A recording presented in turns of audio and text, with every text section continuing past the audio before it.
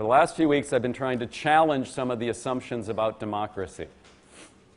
I've been presenting critical points of view that challenge a lot of the conventional wisdom about democracy in the United States. So what I want to do is kind of review all of that today and then extend it a bit. So remember that last week this was the question, once I got the slide right. There are 2 points of view. Democracy depends on capitalism. One point of view about the relationship of a political and an economic system is that democracy needs capitalism. That without capitalism you can't have democracy. That there is something about a capitalist economic system, the way it tends to, at least in most societies, foster a middle class. Dahl talks about this. You can see the argument in the book, that democracy depends on capitalism. In a more extreme form, some would say democracy is simply capitalism, that the notion of a free market, a notion that one can critique, but the notion of a free market in capitalism essentially is democracy. Right? That point of view reduces democracy to nothing more than the ability to choose in a market. That's a kind of extreme position that you'll see some people taking, but rarely. Okay. So one point of view is that democracy depends on capitalism. The other that we discussed is that capitalism undermines democracy. That in fact, there is something about the wealth inequality in capitalism in the world as it exists, not in theory and textbook, but the way capitalism has played out in societies. Wealth inequality, and at this point in history, an expanding wealth inequality, that wealth inequality undermines democracy. That if you concentrate wealth, inevitably you will concentrate power. So the critical point of view that challenges the notion that democracy depends on capitalism is that capitalism actually undermines democracy. And last week, I tried to give you a sort of experience of that by using the space in the room as a stand-in for wealth and asking us to think about that relationship. Now, some people said to me, well, and this comes up a lot, well, if you don't have capitalism, then you don't have an economy. How do you have trading? How do you have production? There's often a response to this kind of discussion that says, well, how in the world would you live without capitalism? After all, the entire global economy, with only a few outliers, is structured on a capitalist model, yes? A market model. Look around the world. What do you see? Capitalism. Right? That's all there is. So there's sometimes a response to this that says, well, if you didn't have capitalism, how would we survive? How would we eat? How would we live? Well, several people made that point to me, so I thought we'd step back. And there's one obvious answer to that, which is capitalism is not the economic system that has been with us forever. Yes? Human beings have lived under other systems. So apparently, there are other ways people lived for hundreds of thousands of years without capitalism. From there, people, I think, are often confused about what we mean by the term capitalism. And the simple point I want to make is capitalism is not a synonym for economic activity. Right now, your generation was born into the post-Cold War age. The struggle between socialism and capitalism was largely over. The discussion wasn't going on when you were born anymore. And so there's often an assumption that capitalism is just a synonym for any economic activity. And so I thought it would be useful to just take a minute and remind ourselves that capitalism is a very specific system. Okay? And, you know, people write books and books about capitalism. But it's good to have a sense of what we mean by capitalism. So I put up just some 3 common features that most people would say define a capitalist system. Capitalism is an economic system in which property, including capital assets, is owned and controlled by private persons. By capital assets, we mean the big stuff, the means of production. I don't mean, you know, that people own this pen. Yeah, we own our pens privately.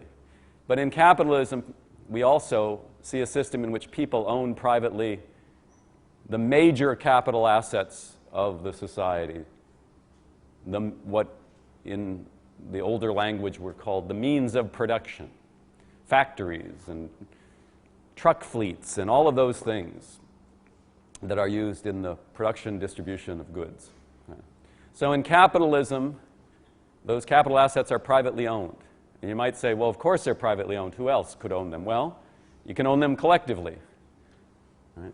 One other model of ownership of those major capital assets is collective ownership, either through the state, through a government, or through other institutions.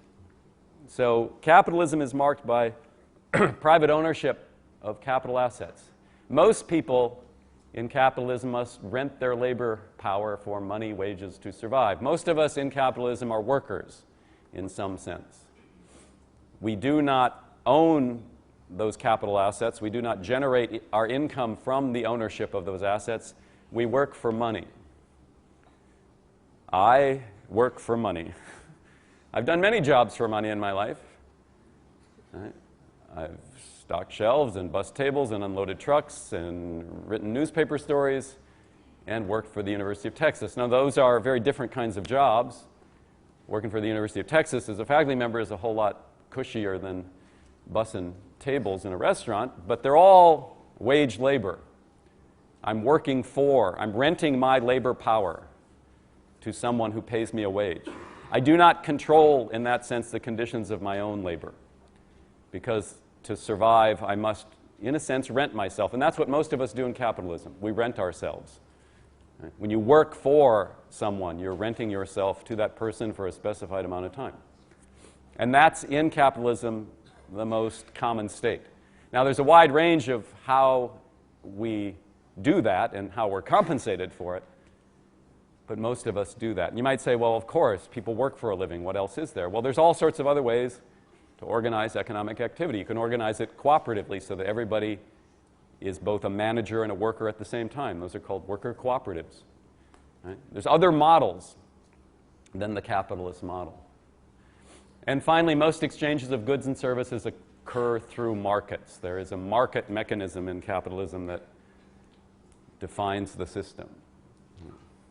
Now, you might say, well, that's kind of been, there's been markets for a long time, ancient bazaars, and people trade. Yes, people have traded in all sorts of ways, but the markets in contemporary capitalism, especially the markets we've come to see grow up in these incredibly large systems, are very different than the kind of face-to-face trading that might have gone on in the past. Often that trading was barter, an object for an object that had some use value traded for another object that had use value. Now we have markets that are mediated by money, not even money anymore, but kind of electronic blips. And so a complex market defines capitalism as well. Now, capitalism as a system, depending on when you chart it, is only 250 years old. When we use the word capitalism, we're not talking about some ancient system. We're talking about a system that came to be in the 18th century. Adam Smith, whose book, The Wealth of Nations, is considered kind of the benchmark of an articulation of capitalist values, was published in 1776, same year as the U.S. Revolution. Right. Capitalism, as we understand it, right, is a relatively recent system. We talked in a previous lecture about how capitalism evolved with European imperialism and the ability of humans to exploit the enormous amount of energy in coal, then oil and natural gas. That capitalism is not a system floating out in the world in isolation, but evolved along with other systems and other phenomena going on. We have to understand that. We want to look at capitalism and see the way it changes. The first phase of capitalism is often called industrial capitalism. The classic example of Great Britain, where the textile industry had been mostly home-based and craft-based. If you wanted to make clothing in England before the Industrial Revolution, what did you do? It was produced usually in a village system, a craft system. The rise of the steam engine, the ability to exploit all of that energy in coal, advances in factories. All of a sudden you had factories that could produce far more of those textiles in a far shorter time, driving out the village-based craft system. So the first phase of capitalism is industrial capitalism, what we think of as sort of, the base from which Europe and North America became strong. When the United States moved into the industrial era, it was also on textiles. Right? The textile industry in the mills of New England, fueled by cheap cotton, made possible by slavery in the South. You know the story. So that's the phase. In recent years, people have talked about how in the advanced countries, especially the United States, we moved from industrial capitalism to what they call finance capitalism, where the wealth of the society is not generated through the production of goods, but is in fact often produced through the manipulation of money, credit. Right? The move to finance capitalism, what you hear of the move of production from the United States to countries where labor is cheaper. If you're wearing tennis shoes, they probably weren't made in the United States. Where were they made? Hard to tell. China, Southeast Asia, Latin America. The movement of the industrial capacity of the advanced economies into the so-called third world to seek lower labor costs. And the advanced economies like the United States increasingly becoming rooted in a finance capitalism. That hasn't worked out so well in recent years. You've noticed? All of that complex finance capitalism resting on bubbles, partly illusory. Things are shaking out now. We're in the middle of all this. But, excuse me, that's what, again, just to sort of flesh out this idea of capitalism, when we say it, what do we mean by it? I think most of us in this country today, when we think about capitalism, we think about it the way in which we experience it, which is consumers in a mass production society, yes? When you think about capitalism, you think about the mall. You think about, the big box stores where this system has produced an extraordinary amount of goods, where even those of us who are not wealthy can have access to really a kind of extraordinary range of products. So we experience capitalism in a consumption-based society. And I want to make one last point about this. When you put all of this together, the ideas behind capitalism, the way it structures the economy, and the way it structures our daily lives, one of the things to think about it is the degree to which life is commodities. Life is commodities, and in a sense, our own lives are commodity. There have been, a lot of debates back and forth over the years about capitalism, but one thing that I think is relatively easy to observe, and really not that controversial, is the degree to which our lives in this society revolve around commodities, the things we buy. Right?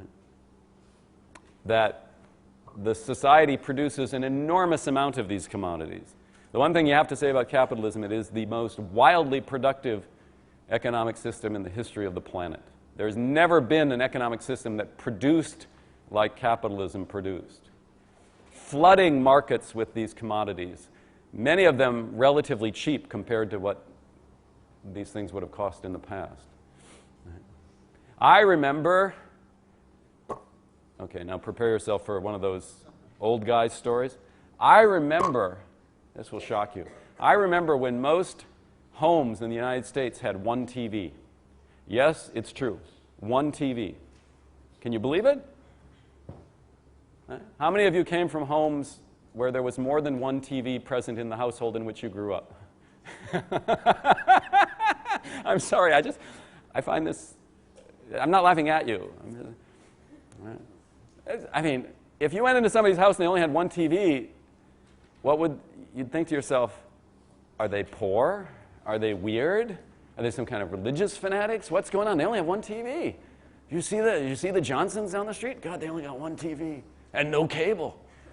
God damn, I think they're nuts. I don't know. Just the flood of commodities. And then, of course, they don't just give you the commodities for free. You got to work. So life becomes defined around the work then to obtain those. And we know that advertisers are very smart. They know that, I mean, how many TVs do you really need? How many fancy cars do you really need? How many suits do you need? You know, there's got to be the production of an idea in the culture that these commodities are really crucial. And if you don't have them, your life is going to suffer, yes?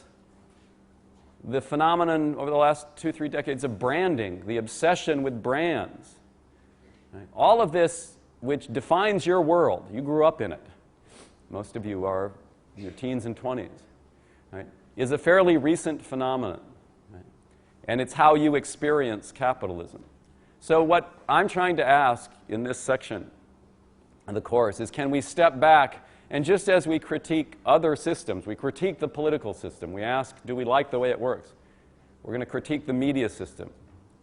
You can't critique media, you can't critique politics without also looking at the way an economic system works, because an economic system is central to how we understand ourselves. It's not just central to how we make things, it's central to how we understand ourselves.